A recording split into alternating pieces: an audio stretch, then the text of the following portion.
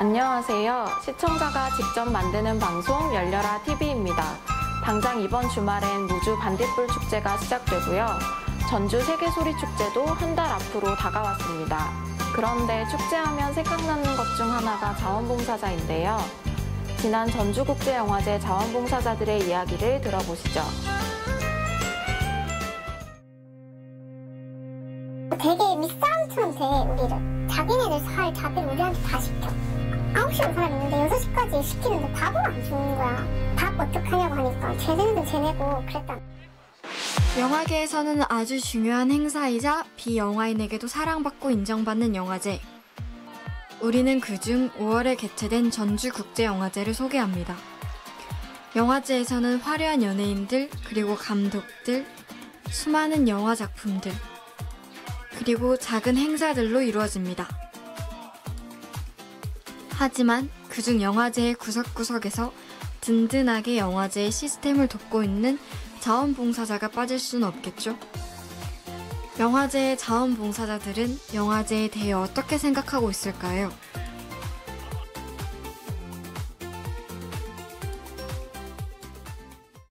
열심히 뛰고 있는 한 자원봉사자.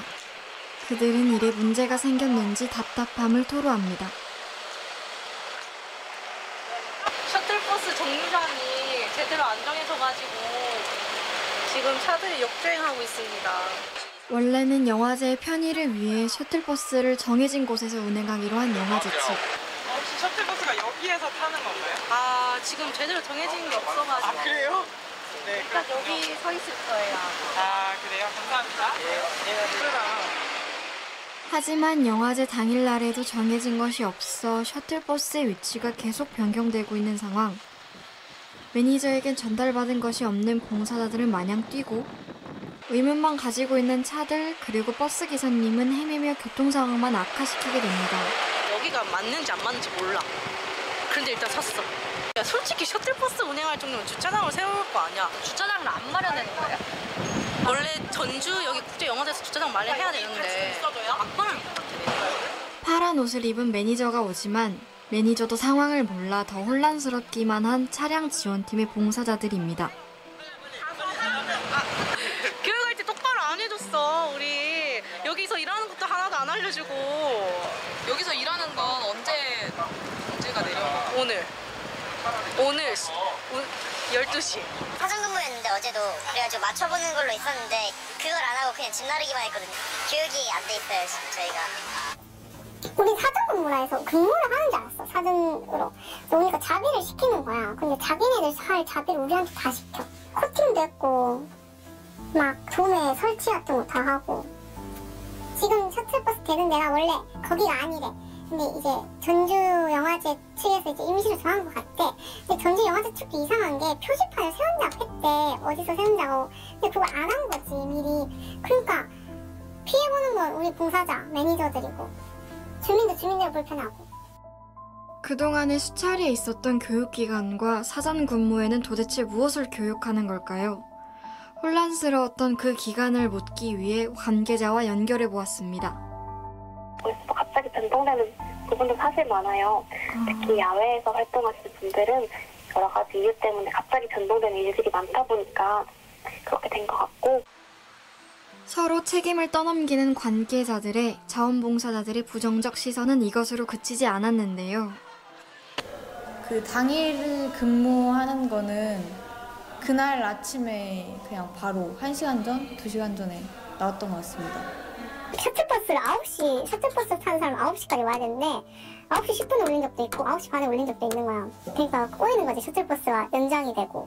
당일에 계속 주차 정보가 나가는 거는 그 차량 담당하시는 분이 주차 정보를 다 가지고 있는데 상황실에서 모든 분들에게 다시 한번 공지하기 위해서 나가는 거고요. 그 담당 매니저님이 매일매일 공지를 안 해줬거나 전체 자료를 안 주신 것 같은데, 그 1차, 2차, 3차, 4차, 5차 있잖아. 그걸 시간이랑 장소를 말을 안 해줘. 그 전날까지 밤에 말해주던가 그날 급하게 이렇게 말해주는데. 타지에서 온 사람들이 많은데 그에 대한 대우가 조금 부족한 거? 그러니까 다른 영화제 같은 경우는 교육을 하면 1차, 2차에서 두 번 만에 조금 많은 양을 교육한다면 저희는 적게는 4차, 많게는 6, 7차까지 진행이 된 걸로 알고 있어요. 그러다 보니까 조금 먼 타지에서 오는 경우는 교통비를 아무리 지원한다고 하지만 나는 교육받겠다는 마음으로 와서 15분 교육하고 끝나고. 과연 시스템이 이렇게 돌아가도 되는 걸까요? 그럼 숙식 해결은 어떻게 진행이 되는지 여쭤봐도 될까요?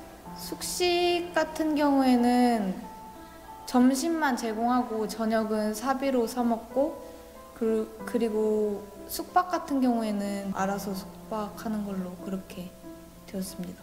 전국제는 숙소 제공이 안 되는 이유가 있나요?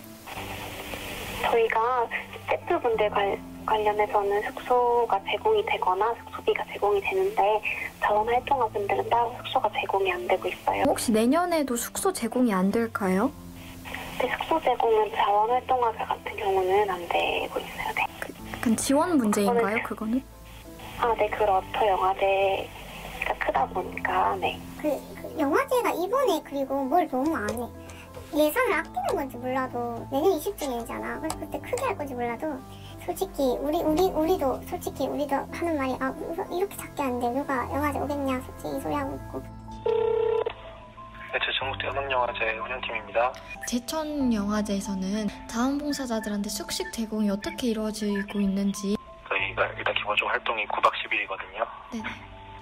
숙박 관련해가지고는 저희가 대학교 기숙사를 빌려가지고 합숙생활을 하는 거고요. 저는 처음에 숙소 제공이 안 된다는 이야기 듣고 좀 놀랐거든요. 아무래도 자원봉사 하러 온 거긴 한데 자기 돈을 들여서 숙소를 잡고 또 자원봉사를 하는 게 굉장히 어려운 일이라고 생각을 하고. 그럼 근무 시간은 어떻게 이루어져 있는지? 근무 시간은 보통 13시간, 14시간 정도 했던 걸로 기억하고요. 하루 종일 서 있는 시간이 어느 정도 돼요? 우리가 1시간 반씩 5번 하면 몇 시간이지? 8시간 정도? 8시간 정도? 근무 시간은 많이 긴가요? 자원봉사자 치고는 좀 긴 것 같아요. 원래 봉사자가 하루 8시간까지 근무 가능하게 돼 있는데 저희 같은 경우는 12시간 혹은 12시간 이상씩 일하고 있으니까 좀 긴 편인 것 같아요. 봉사 치고는.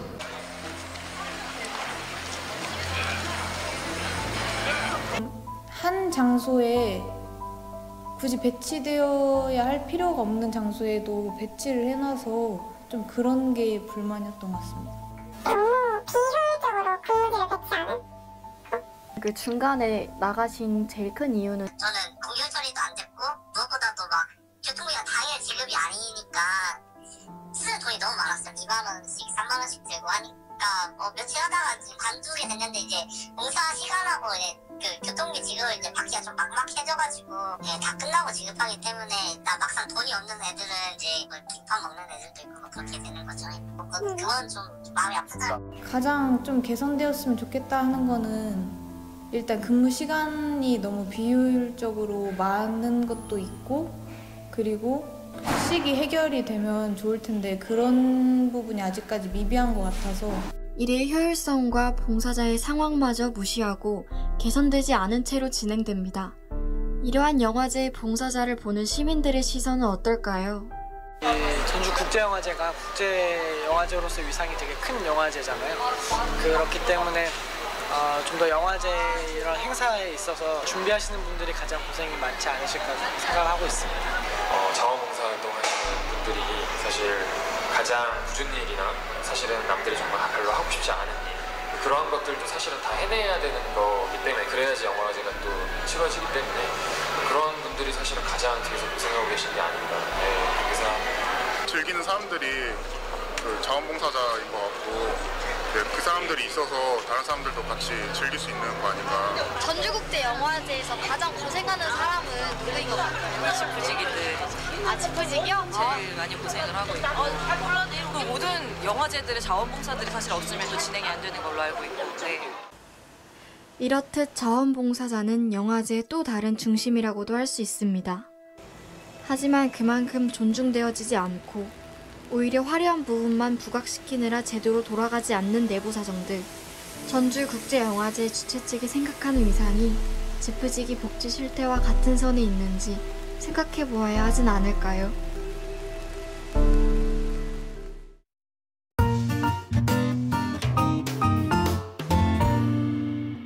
시행착오가 있어서 그렇다기엔 19년 역사가 무색하고 형편이 안 좋다 하기엔 구태의연하죠. 아끼고 사랑하는 마음이 있기에 이런 쓴소리도 가능한 겁니다. 내년이면 전주국제영화제 20주년인데요. 그 명성은 물론 모든 행사 봉사자들의 워너비가 될 수 있도록 만반의 준비를 갖추길 바랍니다. 요즘 미디어가 우리 삶에 깊숙이 들어와 있습니다. 여기엔 개인 방송인, 일명 1인 크리에이터들의 역할이 큰데요. 마냥 좋아하고 받아들이기엔 문제점도 적지 않습니다. 시청자의 목소리 직접 확인해 보시죠. 여러분들 안녕, 슈기예요. 자, 여러분들 안녕하세요. 반갑습니다. 이성현입니다. 여러분 안녕하세요, 윤자루입니다. 안녕하세요. 똥깨 너는 오빠. 안녕하세요, 유튜브 친구들 청현입니다. 안녕하세요, 우리 꼬마가 신꼬마 도련님들 하루입니다.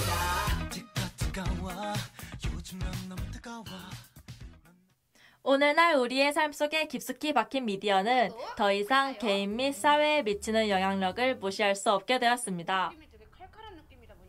최근에는 인터넷을 통한 1인 미디어 플랫폼 방송이 사랑받고 있으며 이러한 방송에 접해본 수용자는 주변에서 손쉽게 만나볼 수 있었습니다.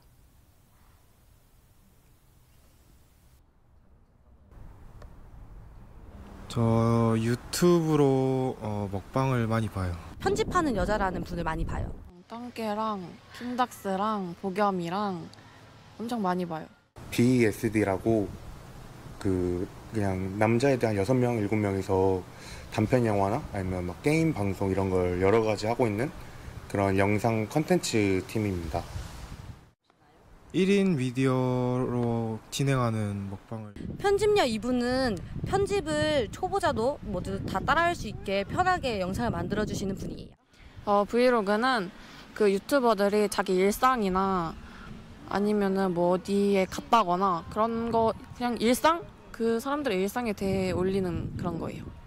아무래도 보통 일반 학생들이 만드는 UGC나 아니면 그런 웃긴 영상일지라도 되게 영화과 학생들이 만든 거랑 그런 퀄리티나 아니면 그런 조명 같은 경우도 달라서 색다르게 보고 있습니다. 네, 많이 유익한 것 같아요. 왜냐면 저희가 쉽게 따라할 수 없는 거를 쉽게 다 정리해서 만들어 주셨거든요. 음식을 어떻게 먹는지나 아니면은 조리하는 법도 가끔씩 배우게 되었습니다. 일단 게임을 하니까 게임 방송이 좀 유익하고요.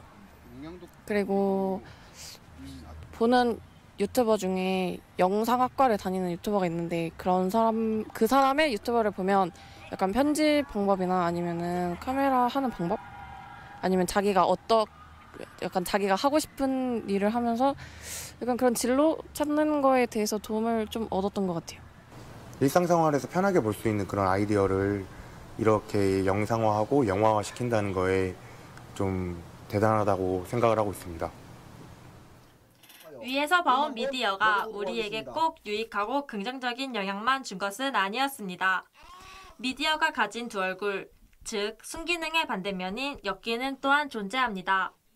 보고 싶은 방송에 시청자가 모이는 것이 당연하듯 방송을 하기 위해 시청자들의 호기심을 자극하는 것 또한 당연하게 여겨지고 있습니다. 이는 시청자들이 더 신기하고 특이한 방송을 요구하도록 합니다. 솔직히 재밌고 자극적인 건 맞습니다. 하지만 근데 초등학생들이나 중학생 아이들이 유행어처럼 따라하고 뭔가 안 좋은 말인지 모르면서 사용하는 경우가 많더라고요. 그래서 살짝 시청 제한을 둬야 될 것 같기도 하고 네, 그렇습니다. 철구나 신태일 같은 BJ를 보면은 나이 어린 애들이 보기 쉬우니까는 그걸 보고 애들이 안 좋게 따라할 수 있을 것 같아서 약간 그런 거는 좀 자제를 해주면 좋겠다고 생각을 합니다. 제 친구 동생이랑 그 동생 친구들을 봤는데 보겸 유튜브를 보더라고요. 근데 약간 어른들은 약간 이게 장난과 그러니까 이건 하면 안 되는 거, 그러니까 재미로 하는 거 이렇게 구분할 수 있다고 보는데 초등학생은 아직 모르는 것 같아서 그런 보겸이 쓰는 말투나 아니면 보겸이 만들어낸 유행어를 장소와 시간에 상관없이 무분별하게 쓰는 거 보고 나서 약간 좀 안 좋은 영향? 그렇게 긍정적인 영향을 끼치지 못할 때도 많구나라는 생각을 했어요. 그 BSD 팀은 아닌데 이제 막 철구나 이런 방송들을 보면 되게 기본적인 예의나 인성 자체가 못됐다고 생각을 해서 그런 방송을 보면 되게 불편함보다는 불쾌함이 더 컸던 것 같습니다. 솔직히 근데 이루어지지는 않을 것 같지만 앞으로는 조금 너무 과하고 액션적인 거 말고 좀 교육적인 영상들이나 이런 게 많이 나와야 될 것 같습니다.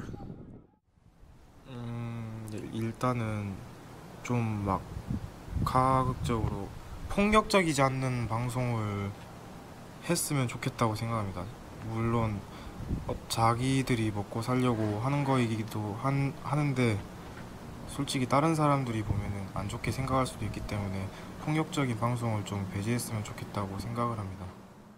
일단 유튜브에도 연령 제한 같은 게 생겼으면 좋겠어요. 제가 피키캐스트라는 어플을 많이 보는데 거기에는 15금이라는 그런 연령 제한이 걸려 있어서 그걸 보려면 자기 자신의 주민등록번호나 핸드폰 번호를 쳐서 인증을 받아야 되거든요. 물론 진짜 보고 싶은 사람들은 자기 뭐 엄마나 다른 사람의 주민번호를 빌려서 치겠지만 그래도 연령 제한을 걸어놓음으로써 어쨌거나 그런 무분별한 정보를 접할 그런 거를 좀 막을 수 있지 않을까. 아예 다 막을 수는 없지만 그래도 어느 정도의 조치는 필요하다고 생각해요. 좀 더 공익적인 목표에 대해서 그런 일종의 투자 같은 그런 공모전이나 그런 컨텐츠들을 많이 양성한다면 아무래도 이런 많은 미디어 컨텐츠들이 올바른 방향과 그리고 남에게 피해를 주지 않고 좋은 교육성을 가지고 진행된다고 생각이 됩니다. 한편 1인 방송이 인기를 끌자 이를 마케팅이나 방송 소재로 쓰려는 수요가 늘고 있습니다. 다양한 맛집을 찾아다니며 식욕을 자극하는 먹방, 직접 요리를 하는 쿡방, 인터넷 방송 컨셉을 모방한 방송 등 정규 방송사에서도 1인 방송 플랫폼을 기반으로 예능 프로그램을 제작하고 있습니다. 이렇게 우리 삶 속에 깊숙이 자리 잡은 미디어가 우리에게 미치는 영향은 개인, 학교, 직장에 그치지 않고 사회 전체의 문화, 정치, 의료, 교육 등에 이르기까지 매우 폭이 넓습니다. 학교 현장 체험 학습을 내고 브이로그를 찍으러 가는데요. 이제 수용자는 미디어를 그저 수용적으로 받아들이는 존재에서 벗어나 그 속에 담긴 내용을 자신의 욕구와 필요에 따라 수용하는 능동적 존재가 되어야 합니다. 아울러 1인 미디어 제작자는 방송을 편향되고 자극적인 방송만을 추구하지 않고 보다 책임의식을 가지며 방송 가치에 대한 제고가 꾸준히 이루어져야 할 것입니다.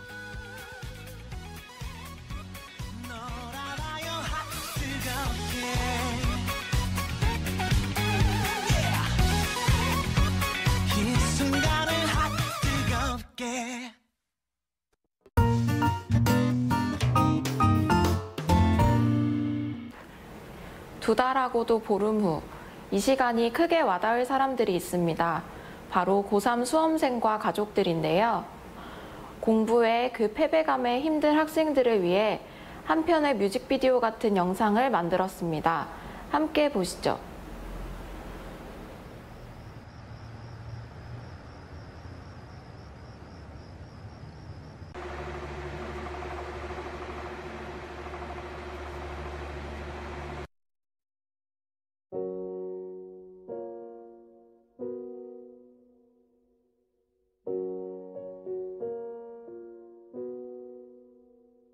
I took the supermarket flyers from the windowsill. I threw the day old tea from the cup. Packed up the photo album Matthew had made. Memories of a life that's been loved. Took the get well soon cars and stuffed animals. Poured the old ginger beer down the sink. Dad always told me, don't you cry when you're down. But Mum, there's a tear every time that I blink. Oh, I I'm in pieces, it's tearing me up. But I know a heart that's broke is a heart that's been loved. So I'll sing hallelujah. You were an angel in the shape of my mom. When I fell down, you'd be there holding me up. Spread your wings as you go. When God takes you back, He'll say hallelujah, you're home.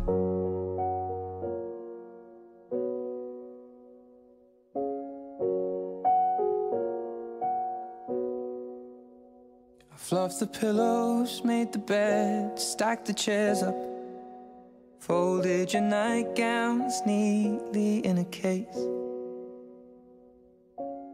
John said he'd drive, then put his hand on my cheek and wiped a tear from the side of my face. And I hope that I see the world as you did, 'cause I know a life with love is a life that's been lived. So I'll sing hallelujah. You were an angel in the shape of my mom.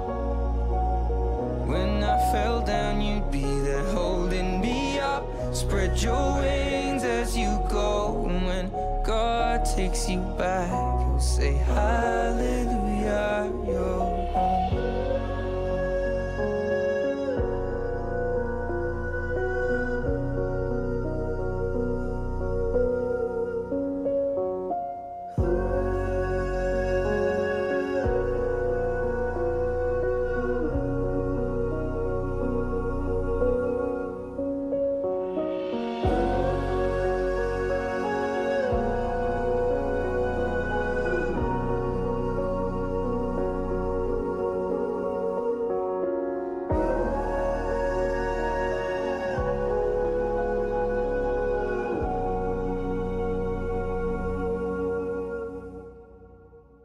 Hallelujah, you were an angel in the shape of my mom.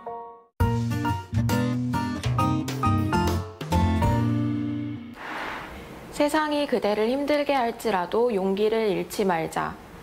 흔한 말이지만 동서고금을 막론한 진리죠. 학업 스트레스에서 잠깐 물러나니 이번엔 교우생활, 학교폭력 문제가 걸립니다. 가해자는 물론 그저 지켜만 보는 방관자들에게 전하고픈 이야기를 이번 영상에 담았습니다. 부디 손을 잡아주십시오.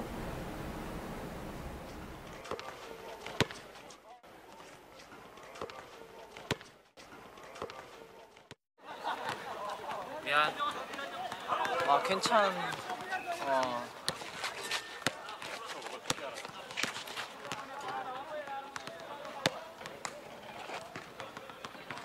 하나 받아.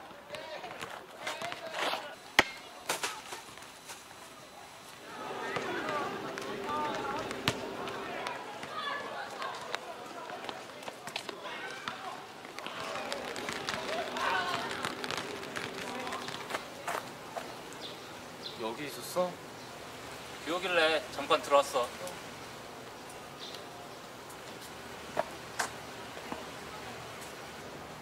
나 근데 좀 이따 병원 가봐야 될 것 같아.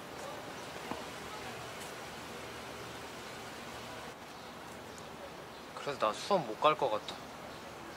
전달 사항 있으면 알려주라.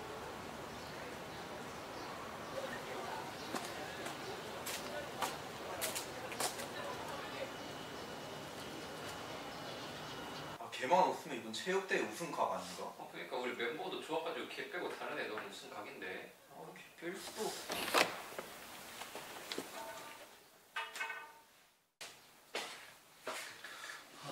오늘 날씨 너무 덥다. 더운 것 같기도 하고.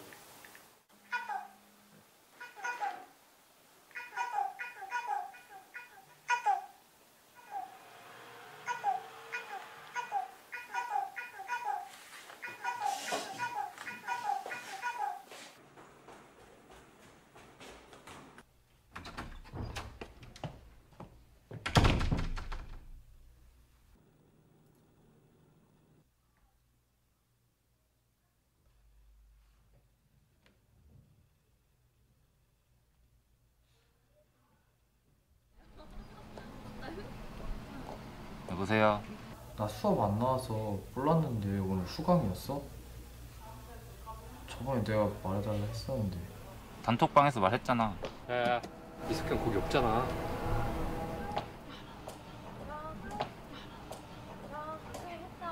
좀 이따가 조별과제 거기서 할 거니까 그냥 조금만 기다려. 알았어.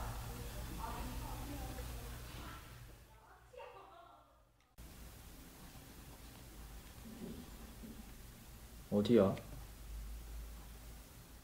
감기에 걸려서.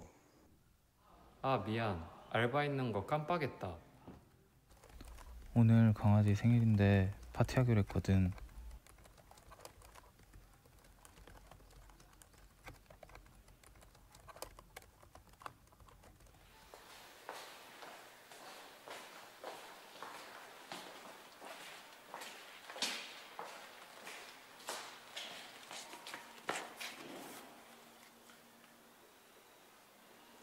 야, 너 어제 어디 있었어? 한참 찾았잖아. 어제 조별 모임은 못 가서 미안해.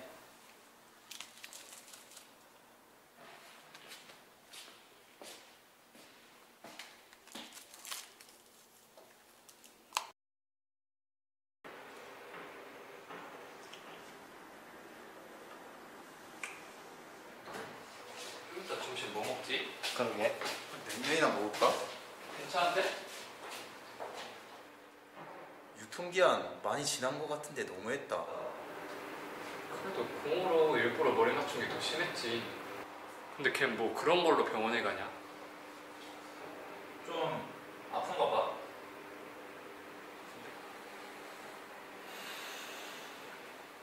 근데 그렇게까지 하는 이유가 뭐야?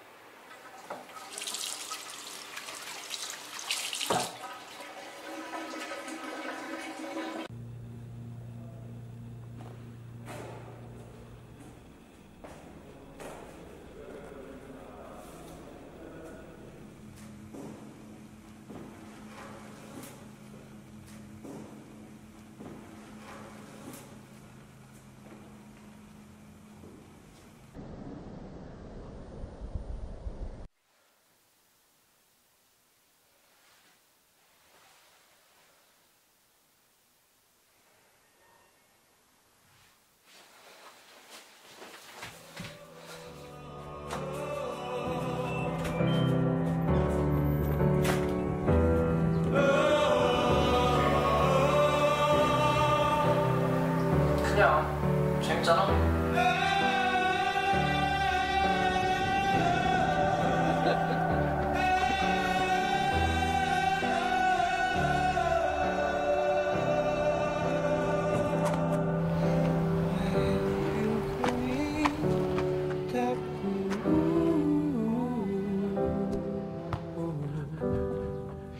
It's your victory.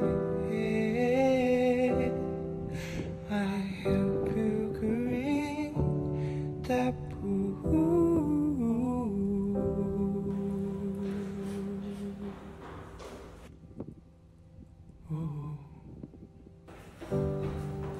It's your victory.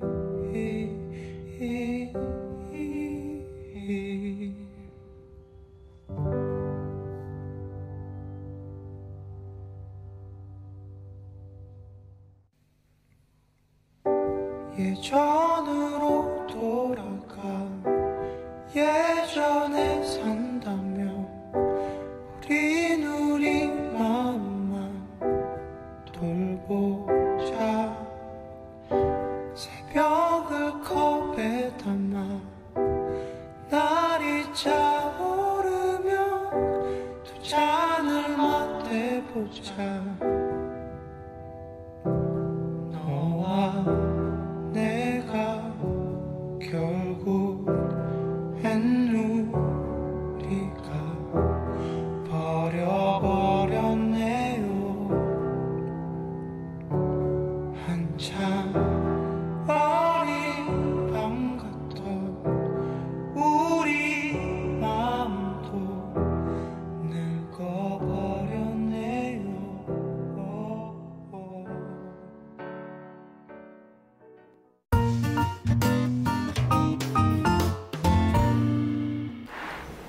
취업 준비생 10명 중 3명은 뽑아만 준다면 어디든 가겠다 합니다.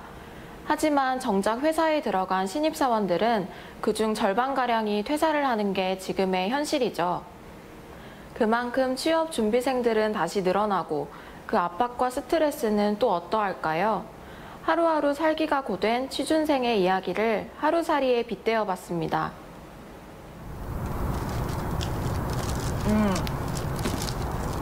이제 들어가.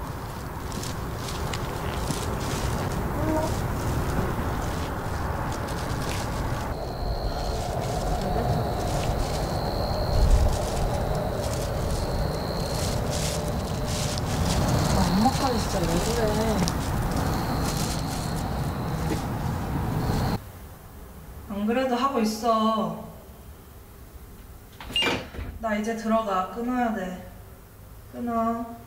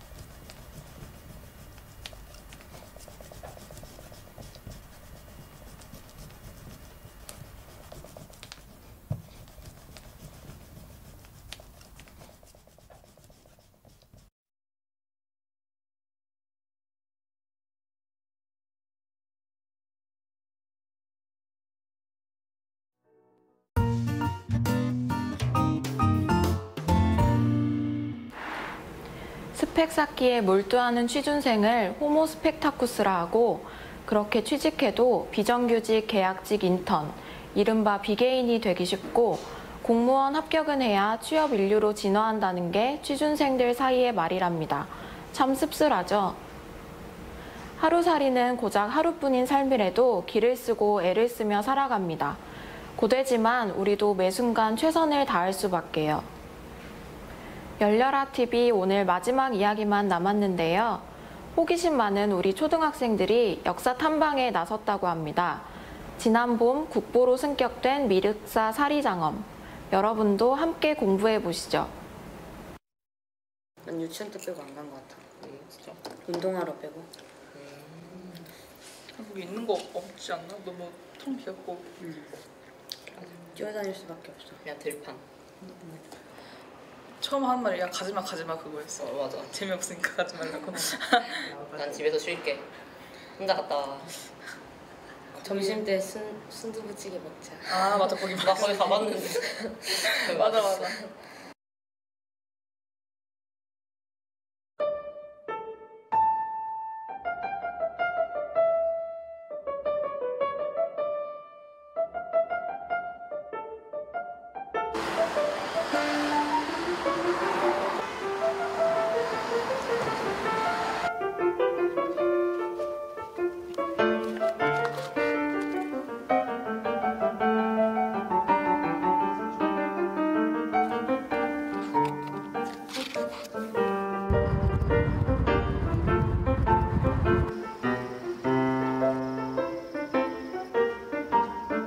사리장엄이 뭐예요?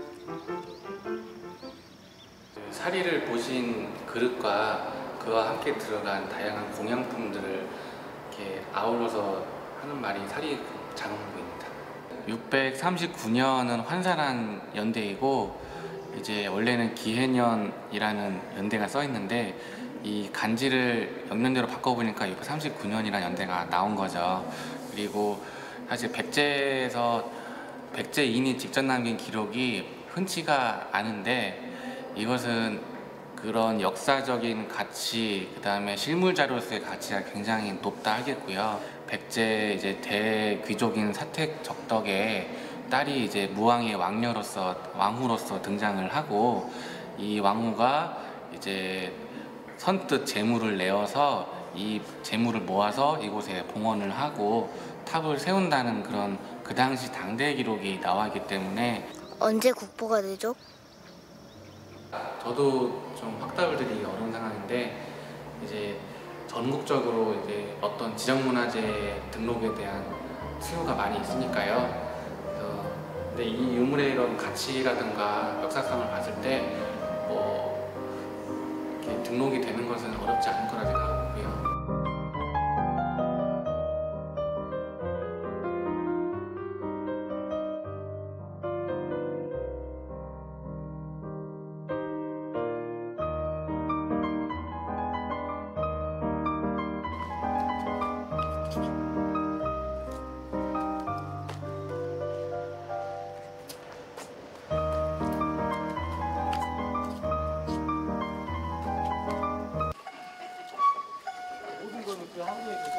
당연하죠.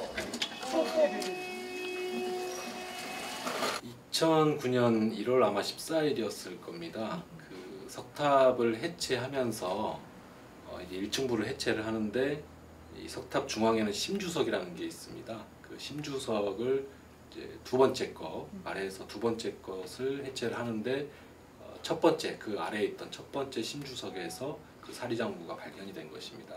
그러니까 보통은 발굴 조사를 하면 그 지하에서 나오는 것들은 이제 출토됐다라고 표현하는데 요 사례는 지상에서 구조물 속에서 나왔기 때문에 발견됐다 이렇게 표현을 하는 것이죠. 분위기는 뭐 그냥 다 얼음이 된 거죠. 동작 그만이 된 거죠. 왜냐하면 아주 중요한 유물들이 나왔기 때문에 그 현장을 그대로 보존을 해야 되고 또 이게 1000년 이상 보존됐던 유물들이기 때문에 그 보호를 위해서 긴급하게 수습을 해야 됩니다. 그래서 모든 작업이 중단이 되고 긴급 대책 회의를 한 다음에 관련 전문가들이 다수가 투입이 돼서 신중하게 그 유물들을 수습을 했던 것이죠.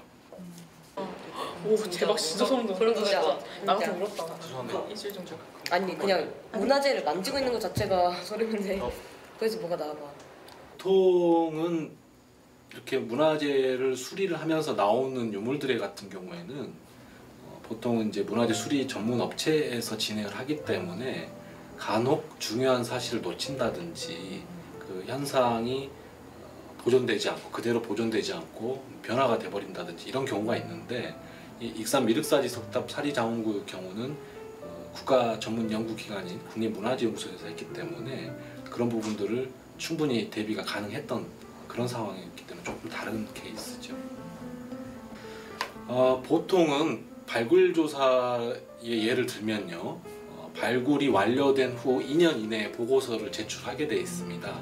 그 보고서에는 국가에 귀속할 유물들이 내용이 들어가 있어야 되고 그 이후에 이제 국가 귀속 절차가 진행이 되는데 이 미륵사지 석탑 같은 경우는 아직 그 사업이 전체가 마무리가 안 됐기 때문에 그거하고 조금 차이가 있고요. 발견 후 그러니까 이 사업이 종료 후 2년 이내이기 때문에 아직 기간은 사실 남았는데 워낙 유물이 중요하기 때문에 그 당시에 바로 보존 처리를 하고 종합적인 이 보고서를 발간하고 또 정리된 내용을 가지고 중요한 유물들에 대해서는 국가 귀속 처리를 하고 이렇게 진행된 것입니다. 나도 이런 재검 작업하는 거 해보고 싶다. 왜 앉아서? 진로를 정할 뻔했었어요. 뭐야? 근데 매일 바뀌는 거니까 진로는. 도구학과를 가요. 진짜 어렸을 때. 하고 싶었어요. 무슨 과냐? 도구학과 나오고. 도구학과? 일단 미륵사지는 탑이 3개가 있었습니다. 동서쪽에는 석탑이 있었고 중앙에는 이제 목탑이 있었다고 알려져 있는데 그 동탑 같은 경우는 1992년에 복원이 됐습니다. 설계에서 복원까지 3년 정도밖에 안 걸렸거든요. 그에 반해서 이 미륵사지 석탑은 거의 해체, 조사, 발굴 이런 과정을 거치면서 거의 20년 가까이 진행을 해오고 있습니다. 동탑이 아마 지금도 부정적인 여론에 시달리고 있는데 그 이유는 여러 가지가 있을 수 있습니다. 첫째는 원래의 부재를 거의 재사용하지 못했다는 것입니다. 왜냐하면 지금과 같은 어떤 보관 기술, 과학적인 보존 처리 기술이 없었기 때문에 아마 기술적인 한계였던 그런 부분도 있을 것이고 충분한 연구의 기간이 주어지지 않았다는 그런 한계가 있는 것이고요. 반면에 이 미륵사지 석탑은 최대한 원래의 부재를 재사용하는 것을 목적으로 하고 있기 때문에 모든 기술적인 방법 또 체계적인 학술조사 연구를 진행하면서 이렇게 기간이 좀 길어지게 된 그런 차이가 있죠.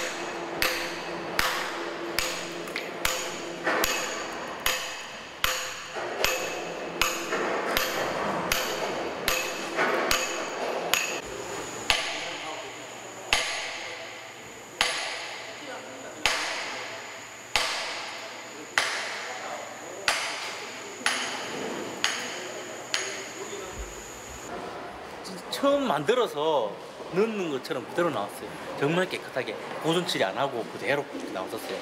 정말 깨끗하게. 근데 나온 지 몇 시간 안 된 후부터 바로 변색이 일어나기 시작했으니까 긴급하게 보존 처리를 들어갔던 거죠. 약간 투탕카멘처럼 뭔가 옛날에 있는 공기를 만나면 사람들이 다 아픈 그런 좀 있는 게 같아요. 근데 이집트 그건 죽잖아.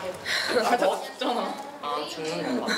거긴 엄청 오래돼가지고 무게가 있었어. 진짜로? 안 했을 야 놀란 거는 사이자원도 놀랬을 듯. 깨어나 보니까 딱 2000년. 석탑을 복원하는 게 그 중에 그거를 발견해가 신기했던 거죠. 저는 유물에 대해서 그렇게 잘 알지는 못합니다. 그냥 그게 국보급이라는 거, 그리고 국보로 지정이 됐다라는 거, 그 정도만 그렇게 아는 거지. 아직까지 국보로 지정이 안 됐어요? 문화재로 지정을 하는 게 굉장히 까다롭습니다. 20년 가까이 복원 공사를 하면서 처음에는 이제 그 시기 정치권에 따라 가지고 왜 이렇게 오랫동안 하느냐, 욕도 나도 먹고 누구들 뭐 돈 횡령하는 건 아니냐, 그래서 검찰 조사도 받고 다 무혐의 처리 났지 않습니까? 근데 지금은 정말 잘된 사례로 지금 많이 알려지고 있는 중입니다. 한 문화재를 가지고 그 20년 가까이 공사를 하면서 연구도 하고 거기에 대한 결과물도 나오고, 처음에 시작했던 멤버들이 마스터가 돼가지고 대학 교수로 후진 양성을 하러 나가고, 그런 케이스가 정말 바람직한 케이스라고 생각을 합니다. 내일 가면은 만날 수 있을까요? 거기 무슨 컨테이너 박스는 아니고 집 같은 거기 계시나?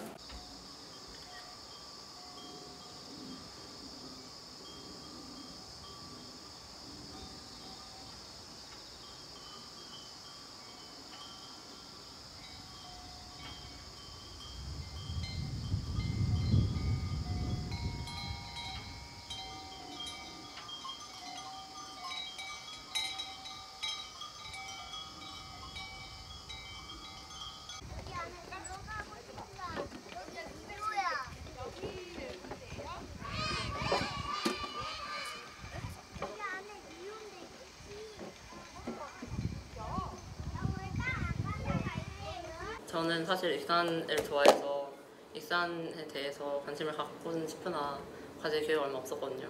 근데 뭔가 이렇게 사람들이랑 얘기하니까 뭔가 한 번쯤은 해봐야겠다라는 생각이 들고 좀 더 관심을 가져야 될 필요성을 느끼게 되네요. 너무 불관심했어. 미안 사진. 편지 쓰는 줄. 영상 편지. 네, 저는 영상 배우고 싶으니까 요즘 계속 그런 얘기 듣고 익산 발전 시키고 싶다. 솔직히 욕심도 들고 관심이 많이 있어야 될 것 같아요. 그래서 이번에 한번 기획을 해볼까, 친구들. 좋아. 나는 늘 하고 싶었어. 그지? 나도 같은 생각이었어. 됐다. 자기 전에는 찍어놔야 돼. 페이지 찍어야겠네.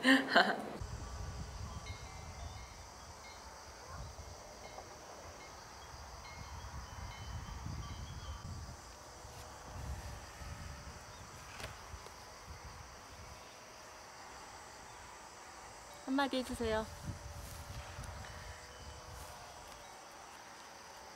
힘들었습니다. 잘했어요.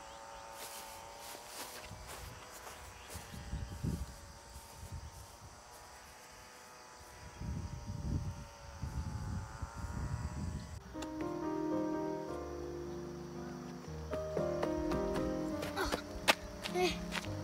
엄마 보면서 얘기하세요. 살이 살이랑이 무엇인가?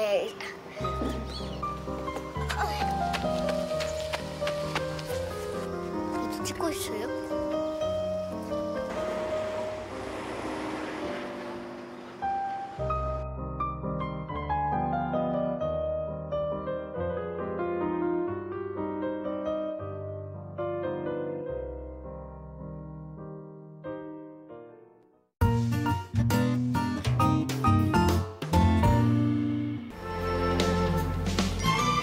현재 사리장원부에서 나온 유물 중 일반 보물로 지정된 13점도 그 가치가 크고 보존 상태도 좋아서 다시 국보로 지정될 가능성이 크다고 합니다. 역사를 주제로 한 축제라면 훨씬 쉽게 가까워질 수 있지 않을까요? 9월 14일 군산에선 근대 역사박물관을 중심으로 시간축제가, 전주에선 밤과 문화재를 즐기는 문화재 야행이 펼쳐집니다. 재미있게 보내시고 그 즐거웠던 이야기 저희와 함께 해주십시오. 시청자가 만드는 열려라 TV, 저희는 9월에 다시 인사드리겠습니다. 감사합니다.